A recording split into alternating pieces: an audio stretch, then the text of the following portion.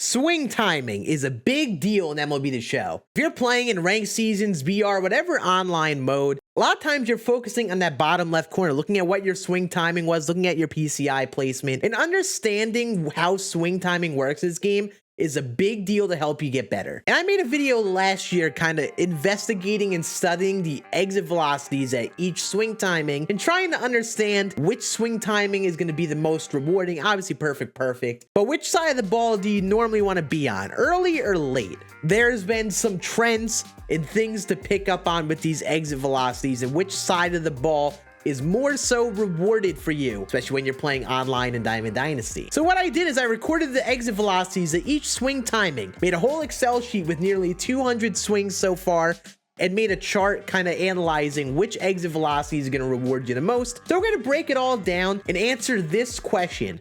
Which swing timing is going to reward you the most? How should you go about hitting so you could generate the most extra base hits and home runs and hit the ball the hardest? What timings do you kind of want to shoot for when you're playing Diamond Dynasty? Let's get into it. Appreciate you all stopping by watching this video. In case you are brand new and have not known about me, make sure you hit that sub button down below. I upload a ton of tips, information, deep dives on the game to help you get better. All of these things we're doing on the channel leading up to MLB The Show 22 as well. All of these breakdowns to try to get you all better at the game, whether you're an Xbox player who's new or just someone who's been playing, trying to take the next step. We have a ton of videos on the channel to help you all get better. Also, if you do have any questions on things, feel free to swing by my Twitch stream if you want to hang out with me. I basically stream every day. I took a little bit of a break because I had COVID the other week. I ended up taking a trip, the holidays. This last month, I've been kind of not there. So I appreciate you guys sticking me out there. But we're back, dialed in, getting locked in with all the content on here, Twitch, all of the channels. But let's get into the breakdown of these exit velocities and go through which type of swing is going to reward you the most in the game. So here you see is my Excel sheet that I have written down which swing timing, which category, from very early,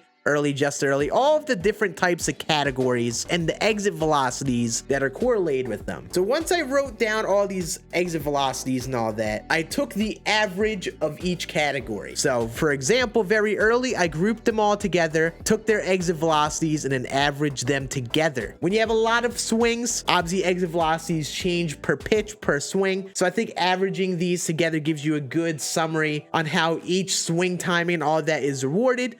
Ideally, you want a higher exit velocity to hit the ball harder, get extra base hits, more home runs. Some swings, like very early, there really weren't too many of them. I didn't get many late timing, good contact swings, so there weren't really that many to really add here, unfortunately. Also, by the way, these are all good contact. This means, you know, good PCI placement, usually majority of the time. That's why you get good contact feedback. And your timing usually is just a determinant of where the ball goes, or in this case, maybe which type of exit velocity you get, because you know your timing determines which part of your swing you're making contact with the ball. And the big thing we really want to focus on, I would say, is from just early to just late. This is the range of swings you probably want to focus on, because this is really what you're going to be shooting for. If you're anywhere too early, like early, a lot of times you're going to hit the ball foul, or you're going to get those rollover swings. Or if you're late, you know, you're going to be usually hitting the ball foul or at such a low exit velocity because you're so early in your swing. You're going to break a bat or something like that. But we really want to focus on the range of just late and just early, I would say. And you see I made a chart from all of this data, each average from very early to very late. So here's our perfect timing: early side of good, late side of good, just early, just late, so on and so forth. So this is what the chart looks like, and you can see we have a visual representation of what the average exit velocity for each swing timing is. First of all, as you see, the left side, the early side of your swing, it is very much higher on average than the right side. As you see, when you're any sort of late in the ball, pretty sizable drop in exit velocity, a 5 mile per hour difference in exit velo. This is a big deal. This could be the difference between you hitting warning track power, lazy fly out to an outfielder, and just absolutely nuking a ball over the wall. You know, 95 plus exit velocity is really where you're going to hit the ball hard. If you're hitting the ball in like 90 miles per hour, to really be getting many extra base hits on swings like that in a large majority of scenarios. And the big thing you see early overall does reward you more, which doesn't really shock me. You know, it's like why hitters are good at pulling the ball naturally.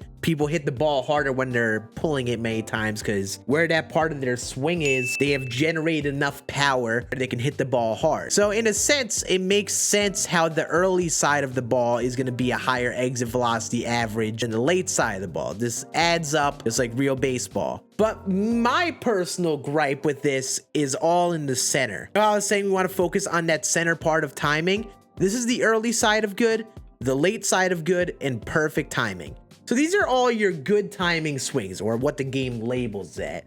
If you're someone who's been playing for a while, you know the early side of good and the late side of good are completely different monsters. The difference between the late side of good, perfect, and early side of good is so minute. You would think these exit velocities overall would be a little closer. More so the early side of good and the late side of good. Perfect is always going to reward you the most because you're getting perfect PCI placement and perfect timing. So I don't think you should expect these to be higher or just as high as that. I feel like we should be expecting this 96 miles per hour on the late side of good be a little higher. I would expect it to be right around here. Say like 3 miles per hour higher on average, maybe a little lower than the early side of good, a little closer to that. The amount of time in someone's swing that has changed from the early side of good to the late side of good is so minute. How is there such a big exit velocity fall off? A 96 and 100, that's a difference between warning track power and a home run easily. This is why you see a lot of times when you pull the ball, when you're earlier on the ball, you hit the ball a lot harder. In terms of improvement, I personally think this right side of the chart should be a little higher. Like if this were me, I wish this were moved up just a little bit, where, you know, we're getting at least 90 mile per hour exit velocities on barreled up swings. I think the exit velocities on being late in the ball should be rewarded a little more than they currently are. More so just the late side of good. Forget this, you know, if you're really extremely late or extremely early, who really cares? Here, I think this matters a ton. And being on the late side of good hurts you, but being on the early side of good really helps you a ton. But, you know, preference aside, what should you take note of? If you're looking at this chart, how should you strategize hitting and make an adjustment at the plate if you haven't already? The key thing, as you see with the left side of the chart, if you're early on the ball, you're gonna hit the ball way harder than if you're on the late side of the ball. With all these extremes, you're gonna be rewarded more being early. You catch that breaking ball over the heart of the plate, don't be afraid to be early and pull it. It's kind of realistic, but also it's gonna be rewarded more. You're gonna hit the ball harder if you pull the ball. That's really what you wanna do. It's gonna reward you a lot more being on this half. Ideally, you wanna be perfect, but obviously we're not always perfect, but you wanna be here and before. You don't wanna be on that right side. This is the no-go zone. Whenever you're taking batting practice, make sure you get your reps against outlier fastballs. Get that fastball timing down so you're good or early on it, and then slow down to any breaking balls you see. You let those fastballs beat you, you see you're going to end up on the late side of the chart here, which is our no-go. You want to be early or perfect on it, ideally, whenever you get the chance. So make sure you're taking batting practice, get your swing timing down, and mentally be early on the ball. And the best way to do that is mentally always sit dead right on a fastball and always assume they're going to throw a fastball. Be mentally ready to time a fastball, and then wait till you see any break or hitch in a pitch, see some movement for you to slow down your swing and get that timing down. But make sure you're always on this half of the chart. That's where you want to be. If you can't get on this early side of the ball, you're gonna have a lot more difficult time hitting than if you're gonna be late. I can promise you that. I see it all the time. And I was taking notes of this. I was watching people who were consistently on the late side of the ball, constantly hitting outs in comparison to people earlier. Be early on the ball. Get your BP in. Be ready to swing. Be on the early side of the ball. It's gonna help you a lot more as a hitter, generating more exit velocity, hitting more home runs, extra bases, or just getting more hits in general. So make sure you take note of that when you are hopping into ranked seasons, BR, whatever mode you plan on playing to get better as a hitter. Let me know in the comments section. Did you find this insightful? Is this valuable to you? Did you already know this is a thing, but just didn't really have full confirmation that early was better than late? I know a lot of people kind of have an idea of how hitting works in the game, but seeing actual numerical evidence of this stuff is good insight in how the game works. It really gives us good value in what we should be trying to do at the plate. So if you want to see more of this, let me know, like the video, and I'll definitely do more of this leading into MLB Show 22. Someone was mentioning on Twitter, what if I made a singular website so we could post all these graphics and stuff for you guys so you can keep up with all the information and have a singular source? You guys would want to see that, let me know. But that's gonna be it for this video. I hope you guys enjoyed another scan breakdown here. Be back with another video later this week. Hope you guys enjoyed this one. I'll see you all again on next one. Deuces.